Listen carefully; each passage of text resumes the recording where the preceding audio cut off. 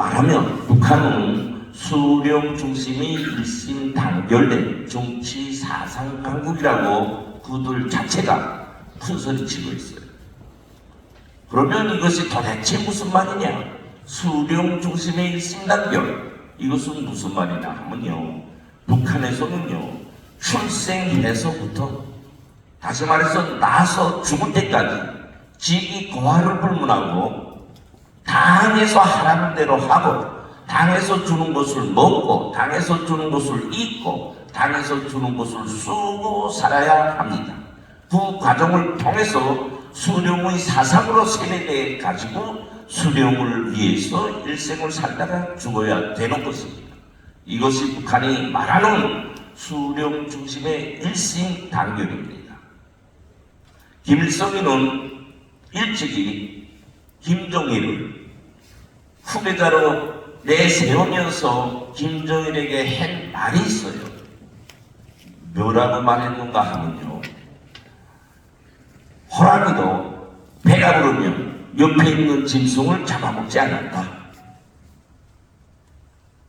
국민도 배가 부르면 통치자의 말을 안 듣는다. 그러니까 항상 국민을 배에 걸게 해서 통치해야 돼. 우리 국내만 편안하면 외부의 적은 전혀 걱정 없다. 이런 말로써 김정일의 후계 계승을 가르쳤습니다. 이 말에서 알 수 있는 바와 같이 북한의 정치의 목적은 뭐냐? 국민들을 잘 먹이고 잘 입히고 잘 살게 하겠다는 데 있는 것이 아니라 세습 체질에 의한 개인 통치 제도를 영원히 보장하겠다. 여기에 목적이 있습니다. 따라서 북한은 김일성이가 60년대 내놓은 이 밤에 고깃국에 비단옷에 귀한 집을 쓰고 살게 해 주겠다는 것이, 그 60년 세월 흘렀지만 오늘은 더 국민들이 메마르고 굶주리고 굶어 죽고 있는 세상으로 되었습니다.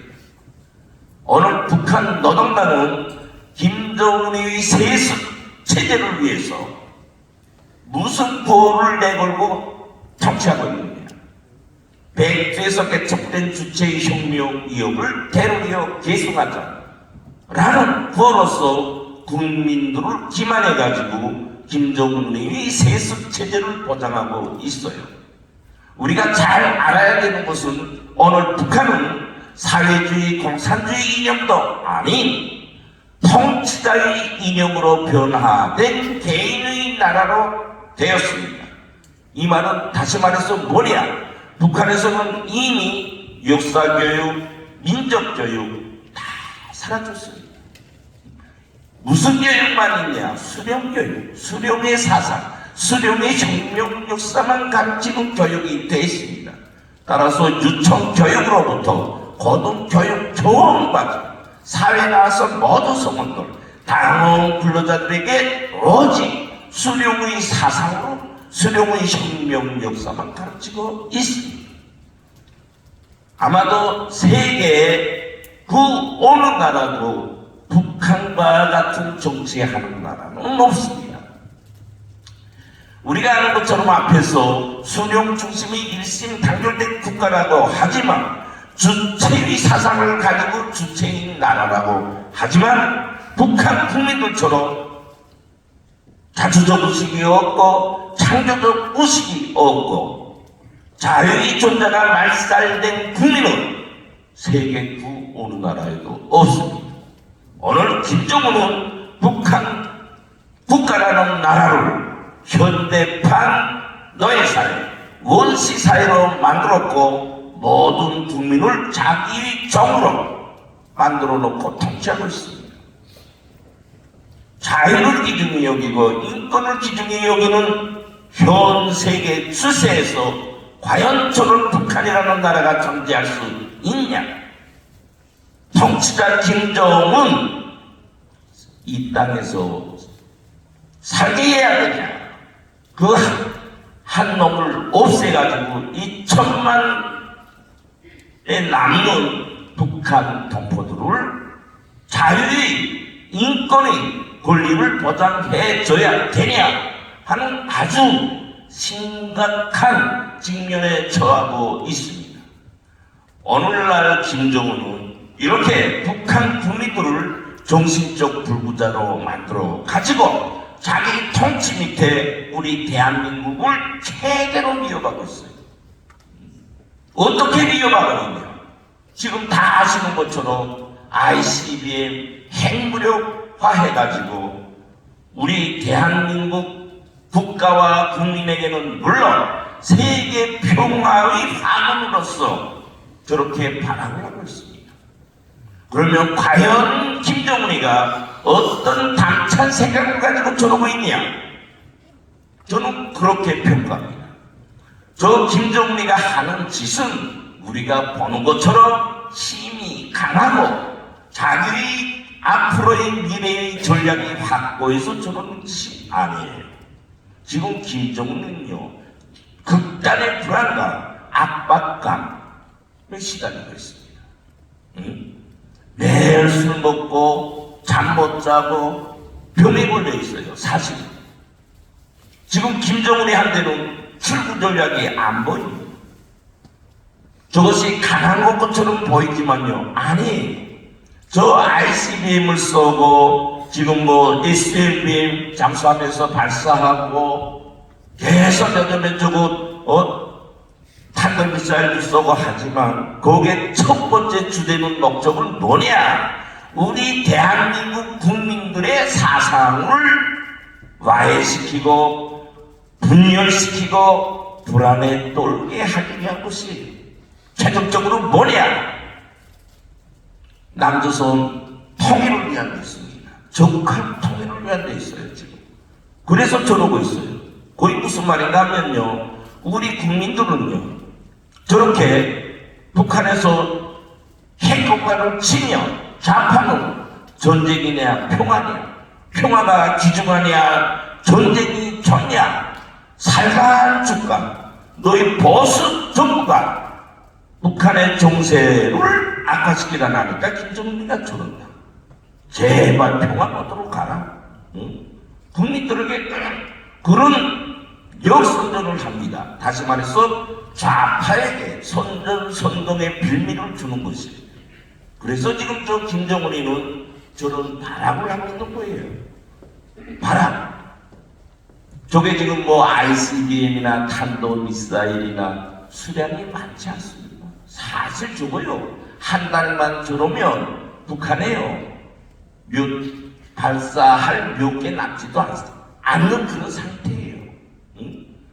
내가 왜 이 말을 하는가 하면요, 이때 우리 보수 국민들은 좀 연약하지 않습니까? 연약해요.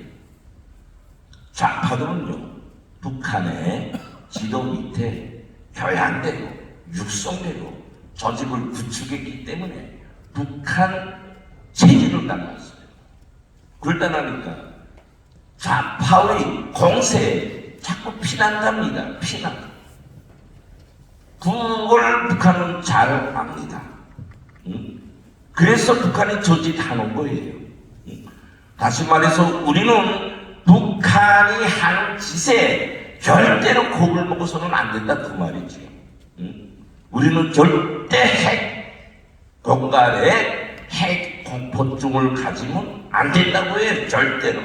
절대로 제 생각에는 김정은이는 핵을 우리한테 못 쏜다. 내가 이렇게 하면 우리 국민들의 그 탄계를 늦출 수 있는데요, 그래서 말하는 거 아니다고요. 더 강한 사상과 정신을 가지고 김정은이를 대적하면 이길 수 있다, 이 말입니다. 네.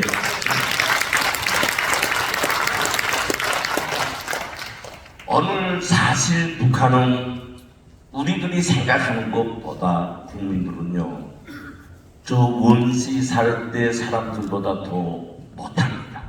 정말 못해요. 우리가 지금 TV에서 연합뉴스, YTN 뭐 이런 데서 보도되는 그 화면 그대로가 북한이라는 나라로 생각하면 안 됩니다. 지금 북한에는요, 고난의 행군 시기보다 더 어려워요. 더 3년 동안 봉쇄를 함으로 해서 사실 북한 국민들은요, 진짜 또 아사다가 속출할 수 있는 그런 시기까지 도달했습니다. 그러나 우리가 분노해야 될 것은 뭐냐? 김정은이 보세요. 그 이번에 딸 배불고 나온 거, 그 이번에 보도됐죠? 아이고 저 소못, 북에 프랑스 명브랜드, 그 이설주 내내 그 나올 때마다 들고 다니는 핸드백 샤넬. 김정은이 뭐 스위스 시계 1,500만 원짜리다 이런데요, 그보다 더 비싼 시계 차고 다녀요. 5,000만 원짜리, 5,500만 원짜리. 저도 이제 여기 오기 전에, 이제 북한에서 오기 전에 이제 김정은이 그 아들 그 장난감, 어린이 놀이감을 많이 이제 사다 줬는데, 그게 하나에 얼마나? 200만 원, 뭐 150만 원. 이렇게 아주 고가의 어린이 장난감들 많이 사다 줘요. 그렇다고 저렇게 국민은요, 메말라서 쟁가루로 돼가고 있는데, 그 어린 놈의 자식은, 저희 가족은 저렇게 부귀영화의 놀이판을 벌려가지고 풍창대면서 살고 있어요. 사실 김정은이, 저는 그렇게 생각해요. 세습 독재다 해도 막말, 국민들이 잘 먹고 잘 살고 자유가 있고 인권이 보장되면 좋다고요. 그러나 아니잖아요. 저렇게 조직에 2,500만이 매여가지고 숨도 제대로 못 쓰고 말도 제대로 막 못하고, 재능 가지고 보지 못하고 재 가지고 말 못하며 재기 가지고 듣지 못하는 저런 국민으로 만들어난 통치자는 하루빨리 제거돼야 합니다. 그것을 강조하고 싶습니다. 다음으로 제가 말씀드릴 것은, 우리 대한민국에 대한 그 진단에 대해서 좀 말씀 올리겠어요. 그에 앞서서 제가 이제 김정은에 대한 이 앞선 말에서 과연 북한은 어떻게 될 것이냐. 북한은요, 다른 거 없습니다. 김정은은요, 불나비가 불에 타 죽듯이 김정은은 핵으로 멸망한다. 이게 결론입니다. 그날은 멀지 않습니다. 따라서 우리는 절대로 김정은이한테 겁을 먹거나 핵의 공포증을 가지거나 그러지 말고, 이긴다는 확신에 찬 신념으로 우리는 싸웁시다. 그런 말씀을 하겠습니다. 다음으로 대한민국의 진단 제가 한번 해보았어요. 사실 저는 그렇게 평가합니다. 여기 계시는 분들 이렇게 평가하면 좀 섭섭해할 수도 있는데, 저는 우리 대한민국이 분명히 북한에 대해서 이겨야 되기 때문에 비판적 견지에서 좀 말을 하려고 해요. 또 의미가 있는 말입니다. 현재 지금까지 우리 대한민국 정치의 중심에는 북한이 있어요. 그것이 좌파라는, 좌파당이라는, 좌파 정권이라는 데 의해서 지금 돌아가고 있습니다. 아시는 것처럼 우리 보수 당 정권은요, 항상 좌파의 눈치를 봐가면서 그 뒤에서는 또 북한의 눈치를 봐가면서 여태 정치를 해왔습니다. 여기서 우리가 좌파는 욕할 거 없습니다. 우리 우파의 좀 비판적인 과거로서 한번 돌아가서 한번 생각해 봅시다. 우리 대한민국은 80년의 역사를 가지면서 15년이라는 좌파 정권을 내준 것 외에는 우파가 통치를 해왔어요. 우파. 그러나 우리 우파 국민들은 정치의 중심이 못 되었고 정치가들은요 자기만을 위한 정치를 해옴으로 해서 아시는 것처럼 이승만 대통령은요 매국노로 저 하와이에서 숨졌고요. 박정희 대통령과 부인은요 총에 맞아서 사망됐고요. 노태우와 전두환, 이명박 대통령은요 깜방 생활했어요. 더 나가서 박근혜 대통령은 탄핵당했습니다. 매시기 그때마다 다 옳다, 그 원인이 있다, 응당하다 이런 세월로 써왔어요. 그러나 우리가 오늘 와서 돌아보면 한마디로서 무엇을 느껴야 됩니까? 우리 보수 국민은 자기 정체성에 우한 사상이 없었고 자기 지도자를 보위하는 사상이 없었고 더 나아가서 내 국가를 지키고 좌파에게 우리 통치자를 지도자를 보위해야 된다는 단결된 정신이 없었어요. 다 간 것도 불보도 됐습니다. 그럼 저 잘못했으니까 가야지. 또 가야지 한 게 오늘날에 이렇게 대한민국은 새빨갛게 적색화됐습니다. 새빨갛게 적색화됐어요. 아직도 우리 보수 국민들 속에서는요, 저도 많은 사람들 만나봅니다. 이전 포스타, 스리스타, 또 정치계에 물러라는 분, 전혀 느끼지 못해요. 다 놈에 대한 흠만 봅니다. 자기 잘못했다는 소리 안 합니다. 왜 우리 보수 정치하는 분 국민들은 이렇게 단결력도 없고 조직력도 없고 놈에 대한 흉만 보며 사는가고요. 오늘날에 와서까지 나는 1인대에 대해서 많은 비판적 관념을 가지고 있습니다.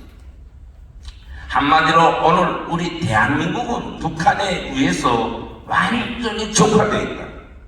완전히 족화되어 있다.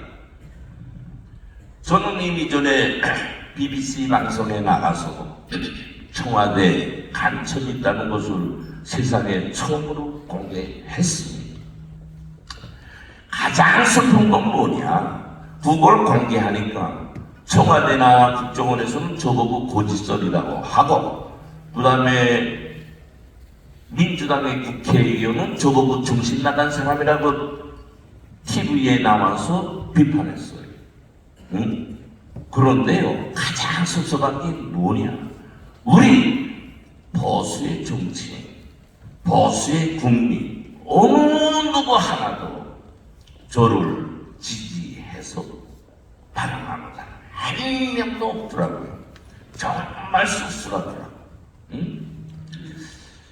그래서 제가 무슨 생각을 했나? 야, 이거 안 되겠다 해서 시사 전원에 나가서 더 구체적으로 주간 조선에 나가서 더 구체적으로 이렇게 제가 해명을 했어요. 그러다 나니까 입을 다 다물더라고요. 이렇게 우리 보수 국민들은 가장 평범한 말, 자기 표를 싸주고 안아주고 믿어주고 없더라고요. 지금 하나 설레주십시다. 이재명. 저거 제일도 저런 제일 없잖아요. 지금 보세요. 어제 민주당 회의에서 계속 대표로서 있도록 하자. 뭐냐? 보수는 저렇게 우파 민주당은요 저렇게 단결력이 강해요. 조직력이 강합니다. 때리면 때릴수록 저희로는 더 웅집합니다.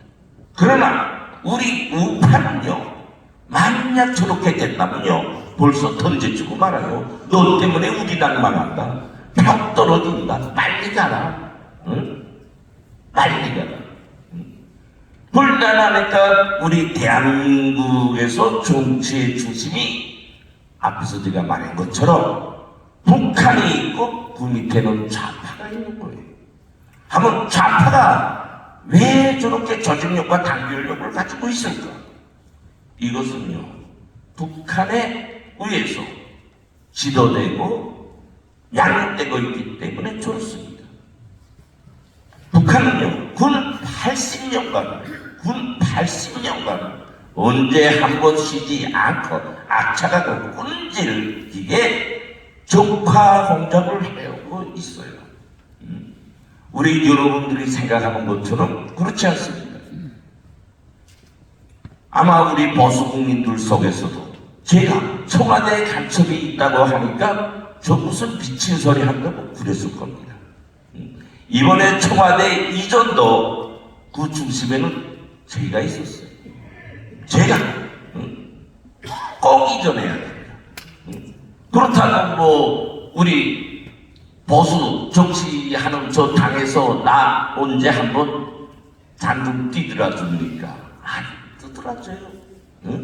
우리 보수는 이렇게 그 멍청이적인 냉철하다고 저 먹고 살 생각밖에 못해요. 정치는요, 대중을 쌓고 단결시킬 때 정치는 승리합니다.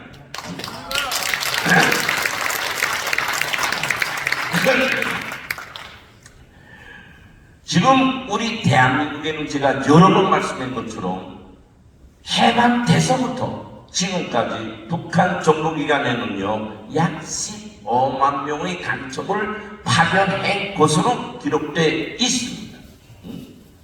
지금 15만 명이다 하니까 무슨 대한민국의 간첩이 15만 명이나 하고 쫄욕하는 사람 많습니다. 지금 15만 명이 아니라 해방돼서부터 지금까지 파견한 게 15만 명이에요. 그건 우리 정보, 북한 정보기관에 딱 기록되어 있어요. 그런 자료는 누구나 볼 수 없습니다. 하나 실례루지요. 이현상이 지리산 발치산 대장 이현상 1946년도 북한에 와서요. 남북연설회의 명목으로 와가지고 강동정치학원, 이게 강동정치학원은 뭐냐면 당시 대남 정보기관이에요.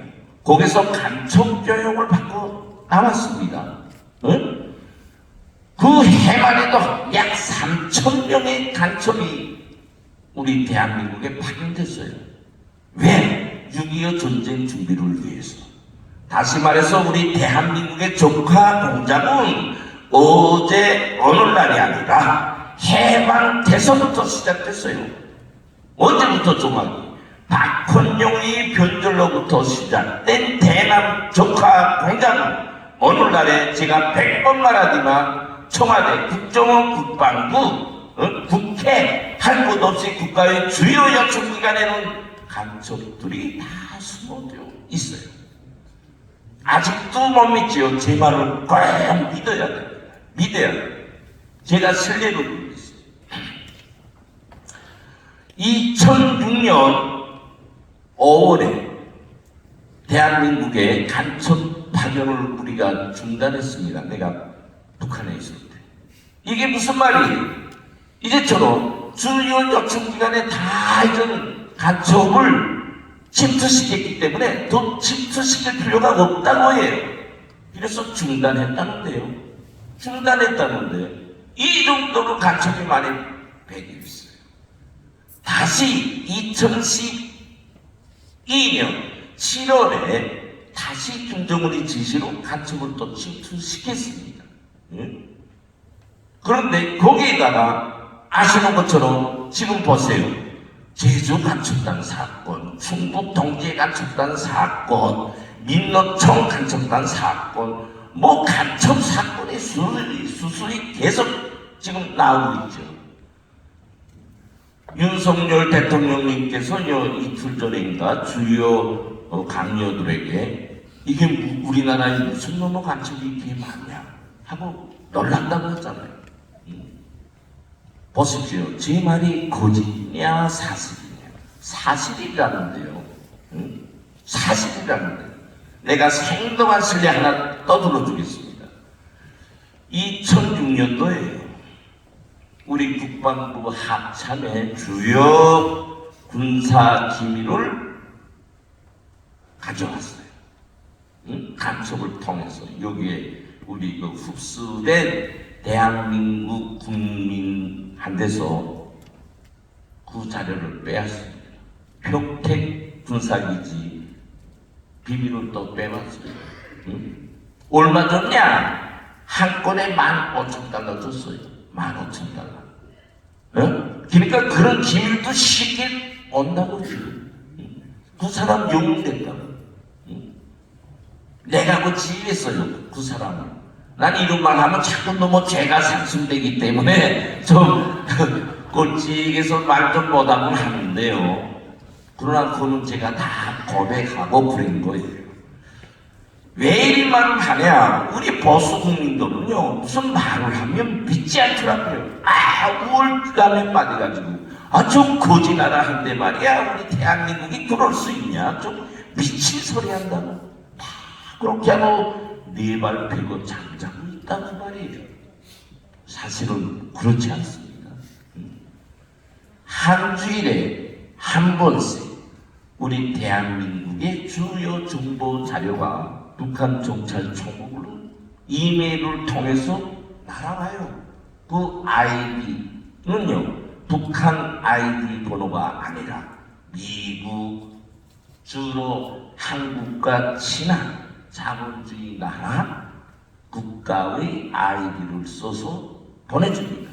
그러나 그것이 그 나라에 가는 게 아니라 다 정찰국으로 넘어옵니다. 또 하나 실례해줄까요?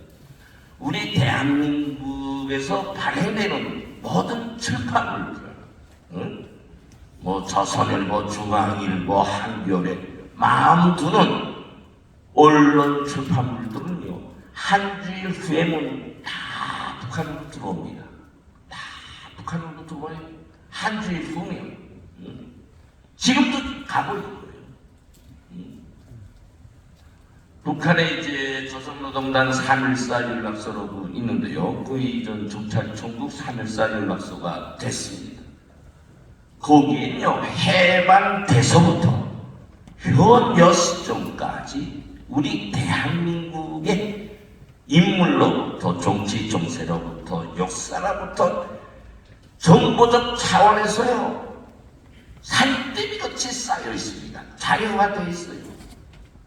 김무성 국회의원, 저 박지원 국회의원, 집안에 숟갈이 4개며, 아버지는 누구고, 할아버지는 누구고, 자식은 뭐라고, 인맥관계는 어떻게 돼 있고, 약점은 뭐고, 성격은 어떻게 돼 있고, 어느 한 사람 피해 못 갑니다. 그걸 가지고 대남 적화 공작을 시행합니다. 또 알 것은 뭔가 다 아시는 것처럼 우리는 남북 분단의 역사 속에서 우리 대한민국 국민과 북한 국민 간의 혈연적 연계로 깊이 연계되어 있습니다. 이걸 이용해가지고요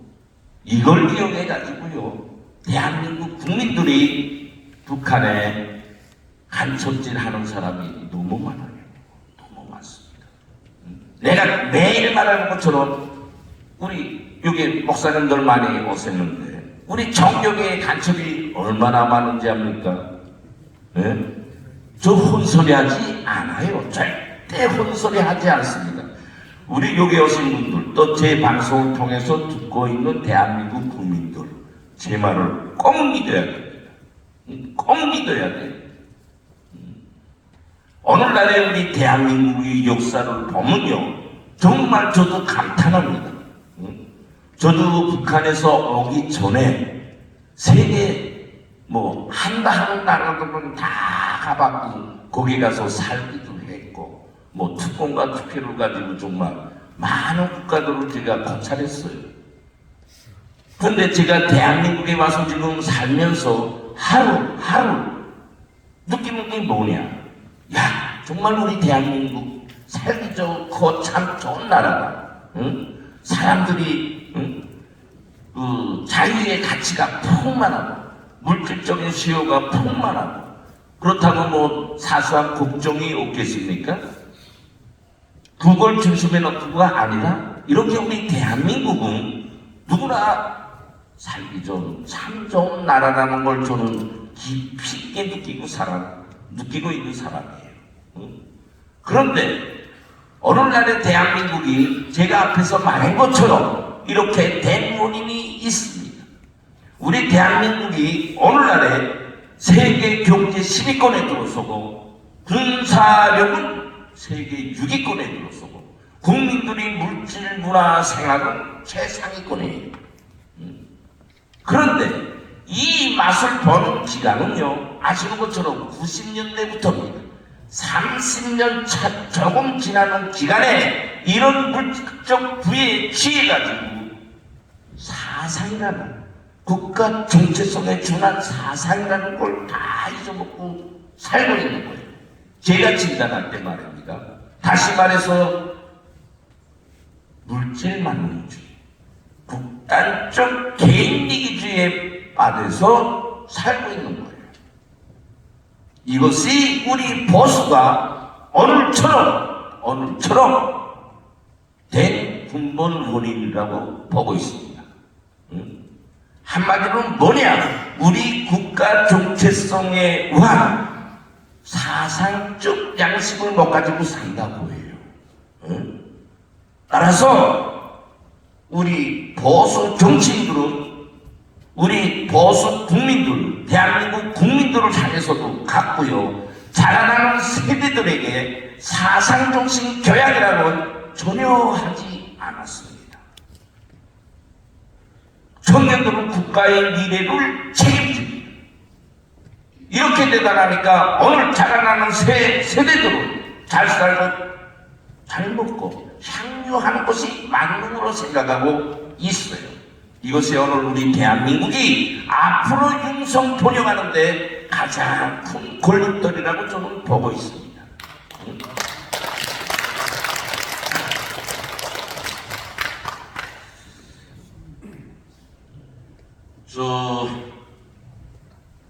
간첩단 사건을 한번 또 말하죠.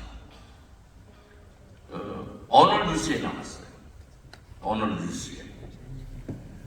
아까 제가 말했지만 민노총 조직국장, 이 간첩아닙니까? 지금 수사받고 있는데요. 윤석열 퇴진으로 서울을 흔들라 하는 북한의 지시가 내려왔다고 하죠.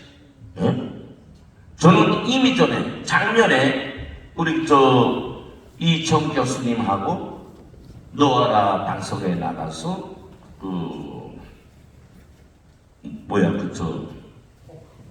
토크를 하면서 그 사건에 대해서 북한의 지령에 의한 사고다, 앞으로 이렇게 할 것이다 말했댔어요. 오늘 여기서 딱 나오잖아요. 이태원 참사를 가지고 난동질 해가지고 윤석열 정부를 흔들라, 이 지시 딱 주잖아요. 다시 말해서 뭐냐, 세월호 사건처럼 만들라, 박근혜 퇴진 운동으로 나아가는 것처럼 만들라, 이런 지시를 주잖아요. 우리 똑똑히 알아야 됩니다. 저 지금 좌파들 하는 운동요, 다 북한 지령이에요. 하나에서 100까지 다 지령입니다. 굴자 토까지. 굴자 토까지 다 북한에서 지령한다고. 지금은요, 이전처럼요, 간첩들 활동이요, 힘들지 않아요. 꽃비단 길 걷는 격이라고. 지금도 다 외국 나가서 만났잖아요. 중국 나가서 커피 마시고 술 먹고 노래방 다 춤추면서 간첩 활동을 수행하고 있습니다. 이렇게 오늘 우리 대한민국의 안보 상태는 물렁물렁해도 탁없이 물렁물렁해요. 국민들은 그새 안보적 정신의식은 다 빼놓고 살고 있죠. 다 빼놓고 살고 있죠. 그러니 여기에 앉아 계시는 목사분들, 또 귀하신 여러분들, 그래도 다 연령이 계시지 않습니까? 우리 미래가 어떻게 돼가느냐 이런 생각 안 할 수 없잖아요. 그래서 저는 한 명 한 명이 자기 다 나에게 책임이 있다는 자각을 가지고 국가관을 가지면은 이제와 같은 문제가 해결될 수 있다고 봅니다. 나야 뭐 다른 사람이 하겠지 이런 생각이 아니라 내가 해야지, 내가 앞장서야지 이렇게.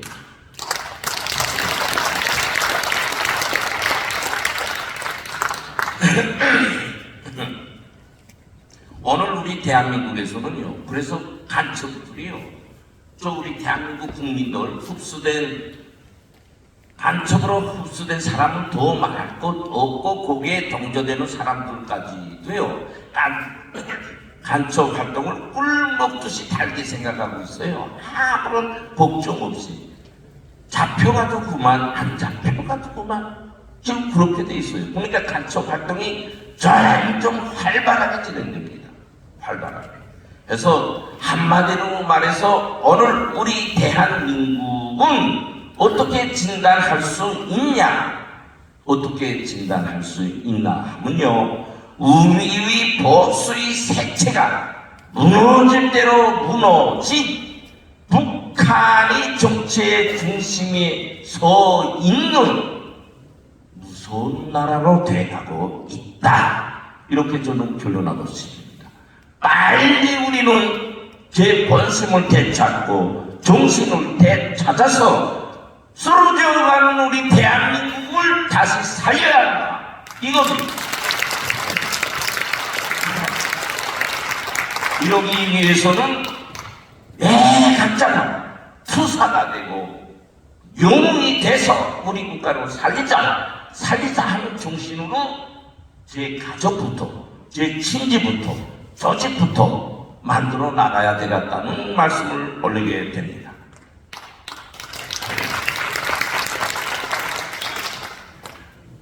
다음으로 제가 말씀드릴 것은 우리 우파의 문제점에 대해서 말씀 올리겠습니다. 저는 우리 우파 문제를 어떻게 생각하냐 하면 앞에서도 비스듬히 말한 것처럼 국가의 정체성을 잃고 살아가는 것이 가장 큰 결함의 결함이다. 그러다 보니까 북한하고 싸움도 잘못하고 좌파하고 싸움도 잘못하고 제 보수 국민은 챙기지 못하고 저 살기에 바빠가지고 그날 살다 나니까 오늘날의 우리 대한민국은 이렇게 정화됐다, 사상이 없다 하는 지역. 이전 우리 보수 국민들 속에서도 제가 다녀보니까 국가에 대한 그 불안, 걱정을 많이 합니다. 한마디로 이제처럼 오늘날 우리 대한민국을 우파의 문제점은 뭐냐? 국가의 정체성에 준한 사상이 없고 조직과 단결력이 없고 투쟁과 현실 속에서 단련되고 검증되고 능력 있는 사람을 대담하게 정부나 국회에 진출시키지 못하고 있다.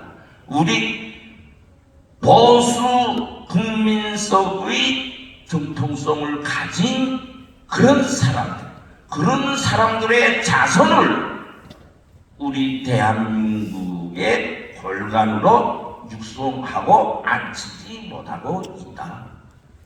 이게 저는 가장 우리 보수의 잘못된 정치라고 생각합니다.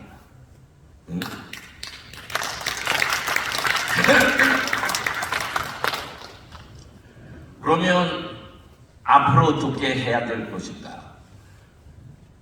저는 이렇게 생각합니다. 앞으로 우리 보수 국민들은 죽으나 사나 총선에서 승리하는 것으로서 대한민국을 새로운 대한민국으로 만들어야 됩니다. 총선의 승리로서 새로운 대한민국을 출생시켜야 합니다. 하면 새로운 대한민국이란 뭐냐? 한마디로 앞에서 말한 것처럼 우리 대한민국의 가장 치명적인 결함이 국가 정체성에 대한 자기 사상을 못 가지고 온 역사입니다. 따라서 이 짧은 1년이라는 기간에 대한민국의 정체성을 핵심으로 한 사상을 가지는 것로부터, 사상으로 무장하는 것으로부터 출발하며 총선에서 승리할 것이며, 승리하는 그날이 그 사상으로 무장된 우리 국가 국민의 위한 승리로서 된다. 이것이 새로운 우리 대한민국의 탄생이다. 저는 그렇게 생각합니다. 이번에 총선은 우리가 매일 있어오는 총선으로 생각하면 안 됩니다. 절대로 안 됩니다. 아까 이정 교수님께서 말씀하셨지만 미리 이번 총선은 저는 그렇게 결론했어요. 이번 총선은 북한이 개입한다 이런 의미가 아니라 김정은이가 직접 개입한다 이것이에요. 이 의미는 뭐냐? 어느 때 대선이나 총선 뭐 지방선거 할 것 없이 북한에 개입 안 한 적이 없습니다. 김정은이가 개입한다는 건요, 북한이 사생결단으로 총선에서 좌파가 승리하도록 함으로써 최종적인 남조선 혁명 완성의 종지부를 찝는 기회로 여긴다 이 말입니다. 아시는 것처럼 북한은 지금 핵을 가지고 있어요. 핵을 못 가지고 있을 때도 별과 별 사건을 도발하고 우리 대선과 총선에 개입했습니다. 오늘 변화된 정세는 너무 무시무시합니다. 김정은의 돌발적인 행동으로서 우리 국민들 속에서는요, 변화를 후폭풍이 나올 수 있어요. 내가 그 구체적으로 말하기는 좀 그렇지만요, 때가 왔다 하고요, 좌파들은요 꽹가리 부리면서 일도선다고 해요. 윤석열로 이거 뭐 새끼 전쟁하겠냐? 우리 국민 다 죽이겠냐? 그건 쉬운 거예요. 우리는요, 제가 말하는 김정은이가 총선에 개입한다는 것을 매우 심각하게 무겁게 받아들이고 이 총선을 승리를 위한데 비상한 각오로 참가해야 됩니다. 다시 말해서 이 운동에 내 목숨 하나 내놓고 승리를 위해서 물질 있는 사람은 물질로, 힘 있는 사람은 힘으로, 정신 있는 사람은 정신으로 우리 보수가 한나라 돼서 꼭 승리를 이루어야 됩니다. 이럴 때 우리는 김정은이 한데 승리할 수 있어요.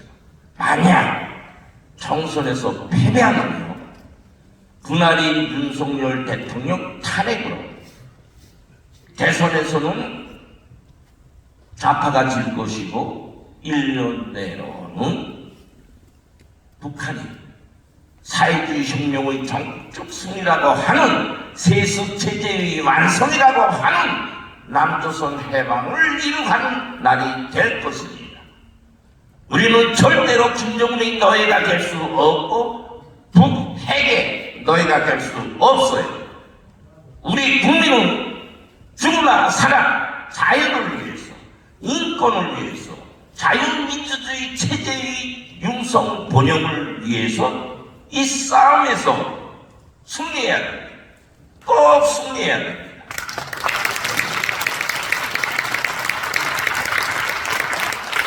저는 마지막으로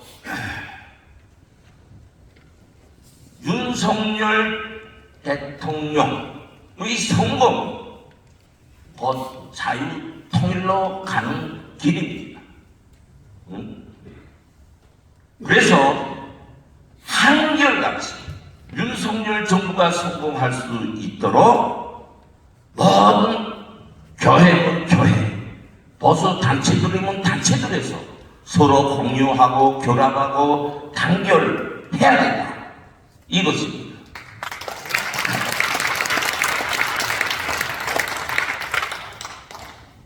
지금 우리는 솔직히 말하면 보수 정치인들에 대해서 많은 의견들을 가지고 있어요. 왜?